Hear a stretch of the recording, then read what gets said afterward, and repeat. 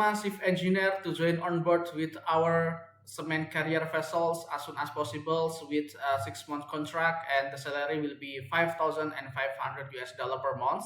Yeah, for these vacancies, you need to have experiences before as a chief engineer, but if you didn't have experiences in cement carrier, it's no problem.